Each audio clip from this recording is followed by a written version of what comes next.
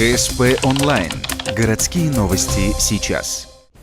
Пятница, 14:00, администрация города, круглый стол, инициированный многодетными семьями. Проблеме, которую решили обсудить на общегородском уровне уже не первый год. Семьям с 3 детьми и более выдают земли под застройку, но только у новых землевладельцев инфраструктурные вопросы. Нет ни коммуникаций, ни дорог. Оказывается, некоторые из этих недостатков должны решать власти, а некоторые сами застройщики. Так муниципалитет обязан провести к жилому массиву электричество и сделать подъездные пути, а вот газ нет.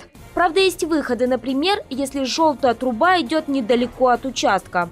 До газопровода, который принадлежит именно «Газпрому», они превышают более чем 200 метров, то это делается на основании ваших заявок, на основании вашего заявления. Они обязаны вам это сделать, и цена не будет превышать 50 тысяч рублей. Посмотреть вот в том районе, если мы говорим о УМЗ, там еще может быть где-то и есть газопровод. Если мы говорим о участке, который предоставлен Шугаяк, там, конечно, газопровод нет.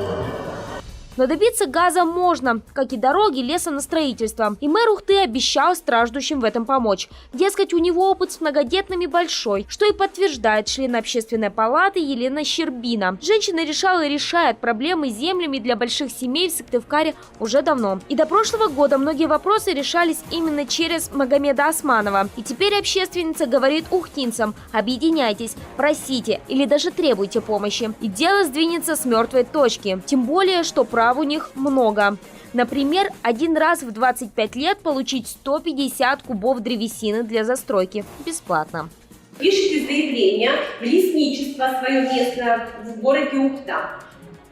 Лесничество совместно с администрацией выходит на ваш участок, составляет акт, что действительно вы готовы к строительству, у вас есть нулевой цикл, это фундамент, и в течение месяца после вашего заявления вам выделяют делянку лес на корму, деловой лес. Правда, такой бонус могут получить только те, кто оформил участок в собственность, получил разрешение на строительство и сделал фундамент. Считается даже 4 вбитых сваи. К слову, обращаться за материалом общественница советует семьям сообща.